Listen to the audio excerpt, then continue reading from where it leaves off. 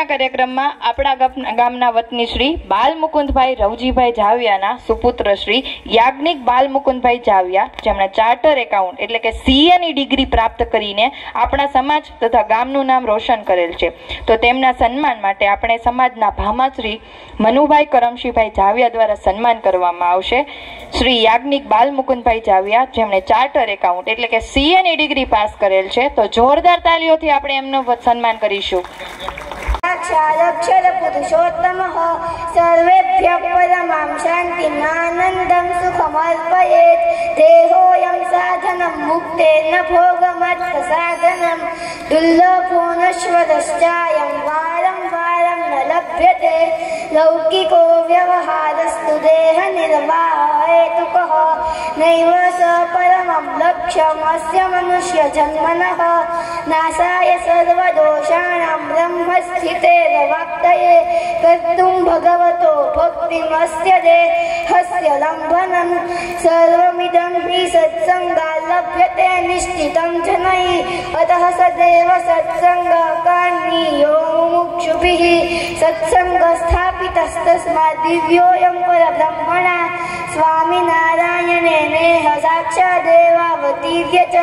सत्यस्य स्वात्मनः सङ्गः सत्यस्य परमात्मनः सत्यस्य च गुरो सङ्गः सच्छास्त्राणां तथैव च. विज्ञातव्यमिदं हि सत्यं सत्सङ्गस्य हि लक्षणं. कुर्वन्नेवं विधं दिव्यं सत्सङ्गस्यात् सुखी जनः. दीक्षेति वृथसङ्कल्पः स सद्धं निश्चयोजलः.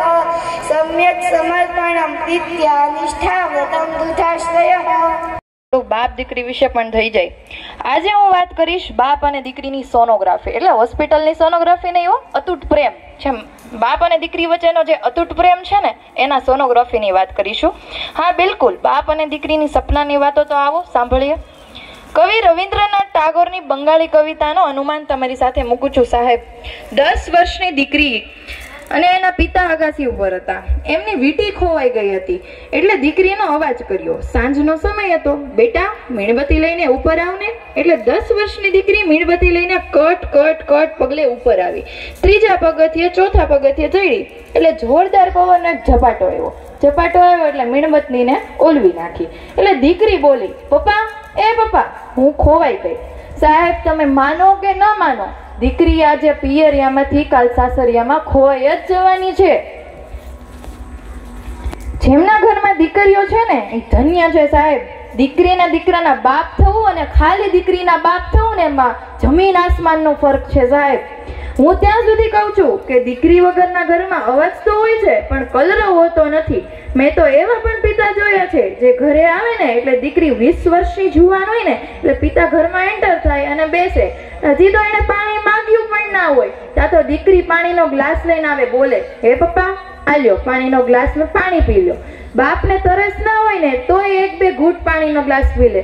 શું કામ? કારણ કે બાપને ખબર છે આજે જે આ ગ્લાસના પાણીનું મારા નસીબમાં છે ને, એ કદાચ કાલ નસીબમાં મારે ન પણ હોય. રાત્રે પિતા આવે ને એટલે ભૂખ લાગી હોય, અને એમાંય દીકરીને સારામાં સારી જો રસોઈ આવડતી હશે ને તોય દીકરીને નહીં ઉઠાડે. એ એના ઓરડામાં જશે, એમને ઓઢાડશે, એમને મસ્તનું માથે વાલ કરશે, અને બીજા ઓરડામાં જઈ એની પત્નીને કહેશે કે મને ભૂખ લાગી છે, તું રસોઈ બનાવી આપ. કારણ કે કદાચ બાપને ખૂણામાં ભય છે કે આજે જે મારી દીકરીને નીંદર મળે છે ને, એ કદાચ સાસરિયામાં મને એ મારી દીકરીને નીંદર નથી. વિદાય, દીકરીઓના વિદાયમાં બધાને મળશે, માતાને મળશે, ભાઈઓને મળશે, કાકા કાકી, બેનપણીને બધાને મળશે, પણ છેલ્લે દીકરી છે ને બાપને મળશે. શું કામ ખબર? એક છે ને ગામમાં એક દીકરીને, અભણ દીકરીને સવાલ કરવામાં આવ્યો કે બેટા, તને તો તારા પપ્પા બહુ વાલા છે, તો તું ગામની છેલ્લે કેમ મળશો, પહેલા કેમ નહીં? ત્યારે દીકરીએ વીંધી નાખે ને, હૃદય વીંધી નાખે ને એવો જવાબ આપ્યો કે સાહેબ, મારા બાપને હું છેલ્લે એટલે મળું છું કે કાલે મને ખબર છે કે મારા બાપને હું જ્યારે મળીને જઈશ ને પછી કોઈને મળવા જેવી નથી રહેવાની. ઈશ્વરીઓ આપી છે ને, નસીબદાર છે. દીકરીનું બાપ હૈયું છે. જો તમે દીકરાને બાપનું રૂપ કહેતા હોય ને તો દીકરી બાપનું સ્વરૂપ છે. એના માટે મસ્તનું કાવ્ય કહેવામાં આવ્યું છે. દીકરી મારી વન પંખીણી ડાળથી ઉડી ગઈ, દીકરી મારી વન પંખીની ડાળથી ઉડી ગઈ, કાળજુ ભીનું આંગણું કોરું કલરવ લેતી ગઈ, કાળજુ ભીનું આંગણું કોરું કલરવ લેતી ગઈ, દીકરી મારી વન પંખીની ડાળથી ઉડી ગઈ. તમે બજારમાં ચેક કરી લેજો સાહેબ, જેમણે દીકરા પરણાવ્યા છે ને એ પિતાના મોઢાની રેખા એવી ને એવી હશે, પણ જેમણે દીકરી પરણાવ્યા છે ને રેખા જ પડી ગઈ હશે. એમનું મોઢું જોજો, એમને ઉંમર લાગી ગઈ હશે.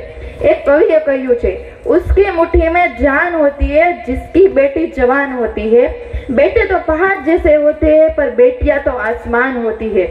દીકરી જવાન થાય ને એટલે પિતાને દુનિયાના બધા પુરુષો રાક્ષસ માંડે છે, કારણ કે 9 મિનિટ જો દીકરી લેટ આવે ને એટલે બાપને ચિંતા થવા માંડે છે. અમદાવાદમાં એક પ્રોફેસર બાપની દીકરીના લગ્ન હતા અને એ વડીલ બહુ જ રોતા હતા. કોઈકથી પૂછાઈ ગયું, કેમ વડીલ, તમે તો શિક્ષિત છો, તમને તો ખબર જ છે કે આ દીકરીઓ જન્મે પછી કાલે સાસરે જ જવાની છે. ત્યારે દીકરીના બાપનો જવાબ આવ્યો, આ ખ્યાલ છે ને, હું એટલે નથી રડતો કે દીકરી જાય છે, પણ એમની ઉપરનો હક વહી જાય છે ને એટલે આંસુ આવે છે.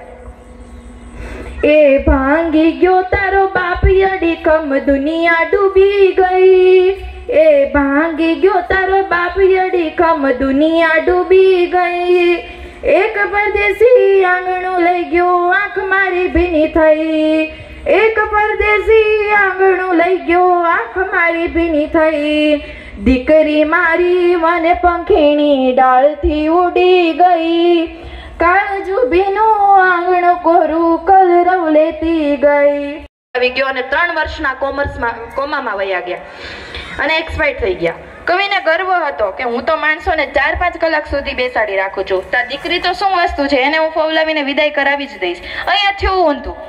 હવે સાહેબ દીકરી છે એ માને ખડી, એમના બાપનું મોઢા જોયા વગર થોડું ઘર છોડે. કવિએ મનાવી કે બેટા મોડું થાય છે, જાન વેઇટ કરે છે, ઝડપ કર. 1 વાર કીધું, 2 વાર કીધું, 3 વાર કીધું. દીકરી રડતી જાય, વિદાય લેતી જાય ને પૂછતી જાય, પપ્પા ક્યાં, પપ્પા ક્યાં. કવિએ કીધું એમને વાડીનું કામ છે એટલે ઇમરજન્સી ગયા છે. હવે સાહેબ કોઈની હેસિયત કે દીકરીને એને બાપથી દૂર કરી શકે. દીકરીને પણ ખબર હતી કે આ ખૂણામાં મારો બાપ આંસુડાની ધારે રોતો હશે ને આંસુડા ભેગા કરતો હશે. દીકરીને માની અને છેડાછેડીનો છેડો છોડીને બધાને સાઈડમાં કરીને 1 ઓરડો, 2 ઓરડો, 3 ઓરડો ટપીને ગઈ અને બાપનો કાંઠલો ચાલીને બોલી કે એ બાપુ તમે તો મને સાપ ગણી રાખ્યો છે કે શું? મહેમાન તમારી ઘરે આવે એટલે 3 દિવસમાં તમે 3 દિવસ રોકાણા હોય મહેમાન, એને તમે ડેલિયા સુધી મૂકવા જાવ છો, તો હું કઈ શું સાપ છું? 25 વર્ષ સુધી તમારા ગામમાં અને તમારા રસોડામાં મેં કામ કરેલું છે, 25 વર્ષ સુધી તમારા ઘરના આંગણે હું રહેલી છું, તો તમે મને વિદાય આપવા નહીં આવો, મને ડેલિયા સુધી મૂકવા નહીં આવો. ત્યારે કવિને જમીન આસમાન એક થઈ ગયા. કવિએ આંખમાં આંસુડા દબાવ્યા હતા ને એ પણ વહી ગયા. તમે જોજો સવારના પોરમાં માંડવામાં બાઈઓ મજાક કરતી હશે અને અસ્તમેળાપ થાય ફેરા ફરાઈ જાય એટલે બાઈઓ મજાક કરવાનું બંધ કરી દેશે, કારણ કે ખબર છે માણસોની સમજણ તો જો આપણા દેશાળ માણસોની, જો હવે દીકરી દઈ દીધી કહેવાય, હવે મજાક ના કરે. આય હાય સાહેબ શું છે આ જસીના મજા. સમી સાંજનો ઢોલ ડબુકતો એ ધાન ઉખલતી માલે અને કેસરિયાળો સાફો ઘરનું ફળિયું લઈને ચાલે. ત્યારે કહેવાય કે કલેજાનો મારો કટકો જાતા ધારસની થઈ, કલેજાનો મારો કટકો જાતા ધારિયાસોની થઈ. સાય કહે આ વાત દીકરી મારી વન પંખી ડાળથી ઉડી ગઈ, દીકરી મારી વન પંખીની ડાળથી ઉડી ગઈ.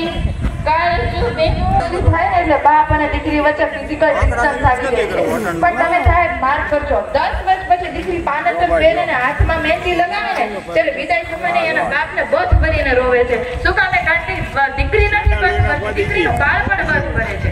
સાહેબ સમાજ બેઠો છે, માફ કરજો, પણ લેવાય લગ્નમાં કહે છે કે તમે જરાય ચિંતા ન કરતા, તમારી દીકરી આજથી અમારી, પણ એ નિભાવે છે કેટલા સમાજમાં કે આ દીકરી અમારી છે. બાકી જ્યાં એક વાક્ય નિભાવીએ ને તો લખીને આપી અમે કે સુસાઇડ કેસ ને એવું થાય છે કે નહીં, એ સાસરિયામાં તો સુસાઇડ કેસ થાય જ નહીં. આપણે ત્યાં દીકરી પરણીને આવે ને એટલે કુટુંબ કે આપણે સમાજની બાઈઓ એમ જ પૂછે કે ઘરેથી શું લાવી છે, તારા બાપના ઘરેથી શું લાવી છો. ખબરદાર જો આવું કોઈએ પૂછ્યું છે તો એમ પૂછો કે શું મૂકીને આવી છો. તમે તમારા પરિવારમાં એક નિયમ રાખજો, એમ ના પૂછતા કે શું લઈને મને સાંભળવા માટે, એક દીકરીની વાત સાંભળવા માટે બધાને આભાર માનું છું. આમ તો કાર્યક્રમ દર વર્ષે આપણે આયોજન કરીએ છીએ અને દર વર્ષે કાર્યક્રમ ખૂબ જ વધારેમાં વધારે સારું આયોજન થાય એવો બધાનો સહકાર મળતો રહે છે. એટલે આભાર વિધિ માટે ગયા વર્ષે મને અહીંયા આભાર વિધિ માટે બોલાવેલ, ત્યારે પણ મેં એવું કીધેલું કે પરિવાર જ્યારે આયોજન કરતું હોય ત્યારે બધાના સહકારની જરૂર હોય અને સહકાર આપી દીધા પછી કોઈનો આભાર એ આપણે વ્યક્ત કરવી એ યોગ્ય નહીં. એમ છતાં હું અહીંયાથી એક વાત એવી શેર કરવા માગું છું તમારા બધા વચ્ચે કે બેને અહીંયા સરસ મજાની બાપ અને દીકરી વચ્ચેનો સંબંધ કેટલો કરુણ હોય છે, કેટલો મજબૂત હોય છે એ રજૂઆત કરી. બીજી અન્ય બહેનોએ અહીંયા પોતાની સાંસ્કૃતિક કૃતિઓ રજૂ કરી. એ ઉપરાંત આપણા દાતાશ્રી મનુભાઈએ દરેક તેજસ્વી તારલાઓને ઇનામ આપીને પ્રોત્સાહિત કરેલ, એ પણ ખૂબ જ સરસ વાત કહેવાય છે. એમ છતાં એક એવી વાત યુવાનો માટે ખાસ છે કે ભાઈ તમારા ઘરે વૃદ્ધ મા બાપ હોય કે તમારા કુટુંબના કોઈ મોટા ઉંમરવાળા વ્યક્તિઓ હોય, એની સાથે બેહો. ક્યારેક એના પોતાના જીવનકાળ દરમિયાન એણે જોયેલા તડકા છાયાની ક્યારેક એની વાત સાંભળો અને એને ક્યારેક એટલું માન આપો કે ભાઈ તમે જે કર્યું એ ઘણું બધું કરેલું છે. પણ ક્યારેક હું એવું સાંભળતો હોય કે મોટી ઉંમરના મા બાપ થઈ ગયા હોય, પોતે કાંઈ કામ ના કરતા હોય અથવા કામ કરતા હોવા છતાં ઘણી વખત આજના યુવાનો એમ કે છે તમને શું ખબર પડે, તમે સાના મના બેહો ને. ત્યારે ખરેખર એ દુઃખની વાત છે. આપણા જ ગામના ઘણા બધા એવા આગેવાનો કે ઘણા બધા એવા મોટી ઉંમરના વ્યક્તિઓ છે કે ક્યારેક એની પાસે બેહીન 5 વાત એની જીવનની સાંભળો ત્યારે ખબર પડે કે ખરેખર આ બધા વ્યક્તિઓએ ઘણો બધો જિંદગીમાં સંઘર્ષ કરેલો છે.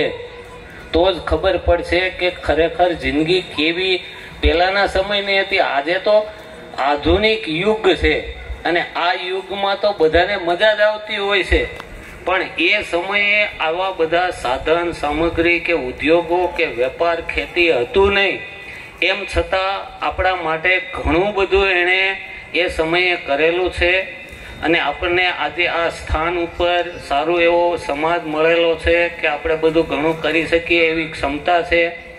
તો મારે આ એક વાત તમને ખાસ એટલા માટે જ કીધી દીધી કે એ લોકોની વાત સાંભળો અને એને માન સન્માન થોડુંક આપો, જે તમારા જીવનમાં ખૂબ જ ઉપયોગી થશે. બસ, જય માતાજી. અને આપણે ધામધૂમથી આ માતાજીની ઉજવણી નિમિત્તે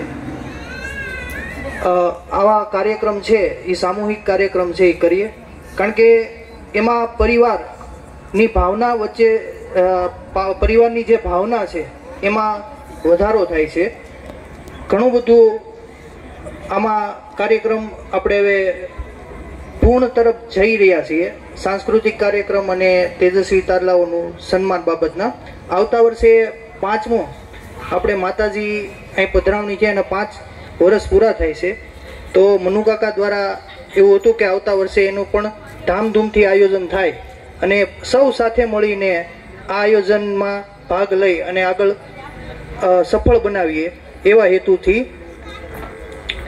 છેલ્લે આપણે માતાજીનો જય જયકાર કરી અને આપણે ગરબા માતાજીના જે છે આયોજન એ ગરબા રમવા માટે બહેનોને આમંત્રિત કરીશ. છેલ્લી વખત આપણે મા દુર્ગાના સ્વરૂપ કહીએ તો દીકરીઓ છે, તો એના મુખેથી જ આપણે માતાજીનો જય જયકાર સાંભળી અને આપણે માતાજીના ગરબા લેવા માટે જઈશું. ગરબા લેવા છે કે નહીં? ગરબા તો આપણું માથું છે એટલે લેવા જ પડે. ગરબા ન હોય તો ગુજરાતીની સંસ્કૃતિ અધૂરી રહી જાય. બોલો શ્રી ઉમિયા